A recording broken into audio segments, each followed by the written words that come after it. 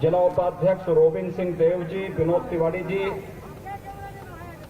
विनोद सिंह जी, संजीव महतो जी, महिला मोर्चा की जिलाध्यक्ष कावेरी चटर्जी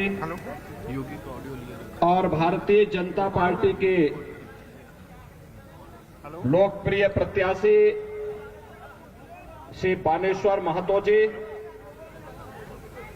और तमाम बाधाओं को तोड़ते हुए इस सभा में उपस्थित हजारों की संख्या में यहां पर उपस्थित इस विधानसभा क्षेत्र से जुड़े हुए सभी उपस्थित भाइयों बहनों, मैं आप सबका हृदय से अभिनंदन करता हूं, स्वागत करता हूं। मेरे लिए यह अत्यंत महत्वपूर्ण है, इस विधानसभा क्षेत्र से जुड़े हुए सभी उपस्थित भाइयों बहनों, मैं आप सबका हृदय से अभिनंदन करता हूं, स्वागत करता हूं। मेरे लिए यह अत्यंत महत्वपूर्ण है कि मैं स्वयं मर्यादा पुरुषोत्तम भगवान श्री राम और लीलाधारी भगवान श्री कृष्ण की पावन धरती से परमहंस राम कृष्ण जी की इस पावन धरती पर आया हूं। इसके लिए मैं आप सबका हृदय से अभिनंदन करता हूं, स्वागत करता हूं।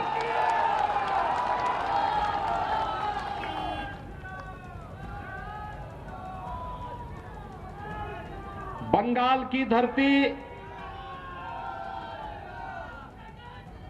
सदैव से भारत के अंदर परिवर्तन की धरती रही है। देश को एक नई दिशा देने वाली धरती रही है। भारत के सांस्कृतिक राष्ट्रवाद की धरती रही है। इसी धरती ने रामकृष्ण परमहंस को देश को दिया, दुनिया को दिया। स्वामी विवेकानंद को इस धरती ने दिया। गुरुदेव रविंद्रनाथ टैगोर को इस धरती ने दिया। और देश के अंदर देश की आजादी को अपनी क्रांति के ज्वार से एक नई ऊंचाई तक पहुंचाने वाले देश स्वाधीनता आंदोलन के हीरो नेताजी सुभाष चंद्र बोस भी तो इसी धरती ने देश को दिया था।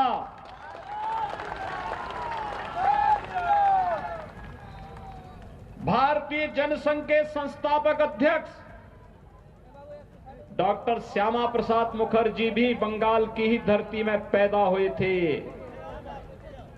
भाइयों बहनों, महान वैज्ञानिक जगदीश चंद्र बसु की धरती भी बंगाल ही है।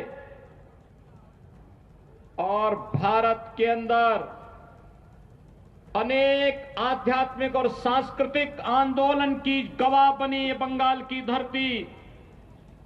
ये वही धरती है जिसने भारत को राष्ट्रगान जन गण मन भी दिया और जिस धरती ने वंदे मातरम का अमर गीत भी भारत को दे करके एक राष्ट्र गीत भी भारत की धरती को समर्पित किया। और इसलिए मैं बंगाल की धरती को कोटि कोटि नमन करता हूं। भाइयों बहनों, मैं आपके उत्साह का अभिनंदन करता हूं और मैं आपकी पीड़ा को भी जानता हूं। लेकिन ये पीड़ा ज्यादा दिन तक अब नहीं रहने वाली है। इसी का समाधान करने के लिए भारतीय जनता पार्टी आपके पास आई है और आपसे कहने के लिए आई है। मैं जब मंच पर आया तो मुझे 3 शहीद परिवार, भारतीय जनता पार्टी के जो कार्यकर्ता जिन्हें टीएमसी के परिवारों ने जिनकी हत्या कर दी थी, निर्मम हत्या कर दी थी, वे 3 परिवार इस मंच पर मेरे साथ यहां पर आए थे। उन्होंने मुझसे अपना परिचय दिया। मुझे देख करके यहां की टीएमसी की सरकार की गुंडागिर्दी और उनके अमानवीय कृत्यों पर देख करके क्षोभ हो रहा था। और तब मुझे लग रहा था कि अब इनके बहुत लंबे समय तक इनकी गुंडागिर्दी और इनकी अराजकता अब नहीं चल पाएगी। मात्र 45 दिन बाकी हैं। 2 मई के बाद टीएमसी की सरकार की विदाई सुनिश्चित है।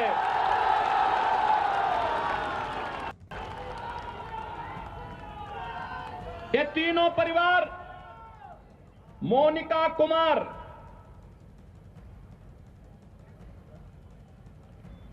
हरिराम महतो और कमीली टुडू, ये तीनों भारतीय जनता पार्टी के उन कार्यकर्ताओं के परिवार से हैं जो लोग शहीद हुए हैं। यहां की अराजकता के खिलाफ लड़ते लड़ते जिन्होंने शहादत पाई है, भारतीय जनता पार्टी के उन कार्यकर्ताओं के परिवारों से हैं। आप देख रहे होंगे मोनिका कुमार क्या उम्र है, इस उम्र में उसे विधवा बना दिया गया। ये टीएमसी के गुंडे एक कानून को नहीं मानते।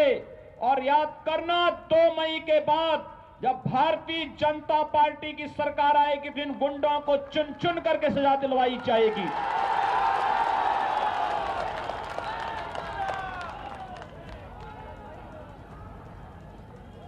श्रीमती कमीली टुडू को देखो, इस उम्र में भी उसके साथ, और श्री हरिराम महतो, जिनके परिवार के सदस्य की हत्या इसलिए कर दी थी क्योंकि वो चाहते थे कि यहां पर बंगाल के अंदर बंगाल के गरीबों को भी शासन की सुविधा का लाभ मिलना चाहिए, और ये कार्य भारतीय जनता पार्टी कर सकती है। इसलिए टीएमसी के गुंडों ने उनकी निर्मम हत्या कर दी थी। भाइयों बहनों, यह अराजकता बहुत दिनों तक नहीं चलेगी, और इसीलिए आज आप सबका आह्वान करने के लिए मैं आया हूं। याद करिए, 2019 में भी मैं यहां आया था, और पुरुलिया में तब मेरे कार्यक्रम को यहां की मुख्यमंत्री ने उस पर पाबंदी लगा दी थी, मेरा हेलीकॉप्टर नहीं उतरने दिया था। और तब मैंने झारखंड में हेलीकॉप्टर उतार करके 35 किलोमीटर सड़क मार्ग से मैं यहां आया था, और तब भी मैंने आपके उत्साह को देखा था, और उस उत्साह के लिए आपका अभिनंदन करने के लिए आज मैं यहां पर आया हूं। जब बंगाल में चुनाव प्रचार का शुभारंभ करना था, तो मैंने कहा पुरुलिया से ही करूंगा।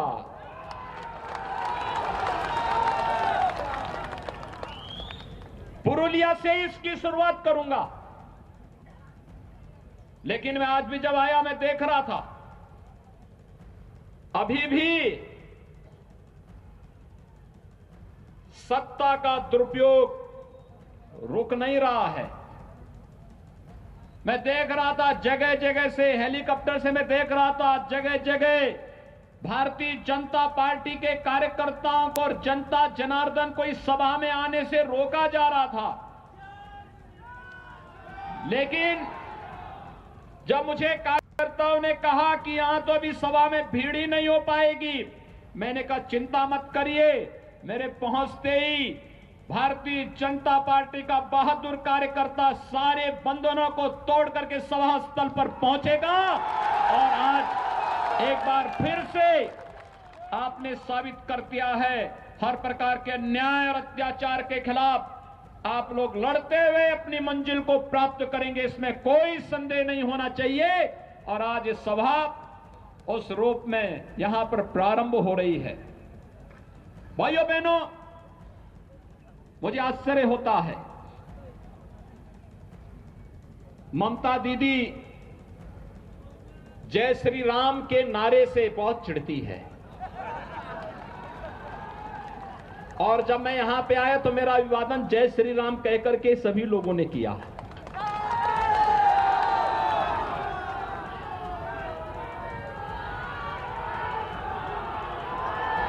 मुझे आश्चर्य होता है।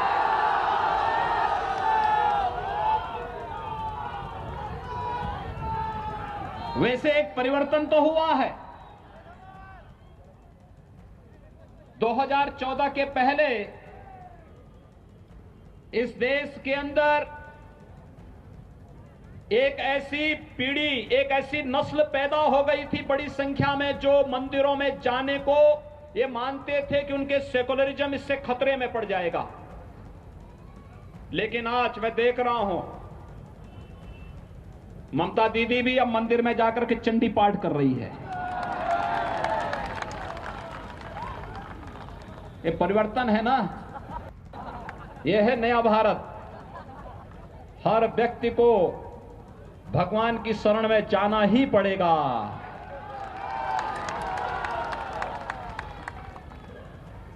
वैसे कांग्रेस के नेता राहुल जी भी चुनाव के समय मंदिर मंदिर जाते हैं, और एक जगह तो मंदिर में ऐसे बैठ गए कि उनको पुजारी को टोकना पड़ा, कह रहे ये मंदिर है, आसन ठीक ढंग से बैठिए। वो ऐसे बैठ रहे थे जैसे कोई नमाज पढ़ने के लिए बैठता है। तो पुजारी को समझाना पड़ा, कहा भाई ये मंदिर है, पवित्र स्थान है, और यहां की पवित्रता और यहां की मर्यादा का ख्याल रखो।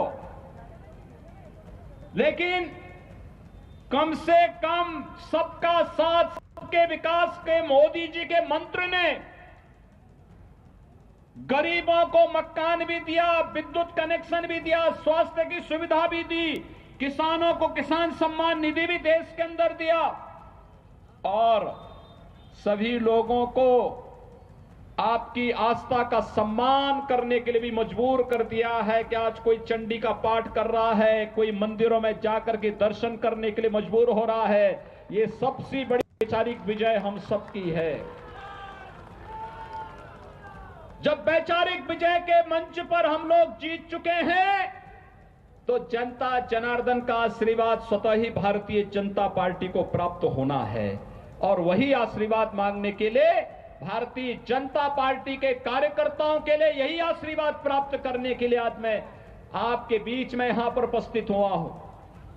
भाइयों बहनों, बंगाल आजादी के समय ये मान्यता थी कि बंगाल विकास की धुरी बनेगा, लेकिन दुर्भाग्य से कांग्रेस ने, फिर कम्युनिस्टों ने, और फिर पिछले 15 वर्षों में टीएमसी ने बंगाल को खोखला बना दिया। बंगाल में गरीबी की दर बढ़ती गई, बेरोजगारी की दर बढ़ती गई। यहां पर पार्टी विशेष के कार्यकर्ताओं की गुंडागर्दी ने अव्यवस्था और अराजकता का एक तांडव किया। आज आप देख रहे होंगे उत्तर प्रदेश में हम लोगों ने 4 वर्ष से भारतीय जनता पार्टी की सरकार उत्तर प्रदेश में है, 40 लाख गरीबों को प्रधानमंत्री आवास मिला है, 1 करोड़ 38 लाख परिवारों को विद्युत के निःशुल्क कनेक्शन मिले हैं, 1 करोड़ 56 लाख परिवारों को रसोई गैस के निःशुल्क कनेक्शन उपलब्ध हुए हैं। और यही नहीं, 6 करोड़ की आबादी को आयुष्मान भारत का 5 लाख रुपए का सालाना स्वास्थ्य बीमा का कवर मिला है, और 2 करोड़ 42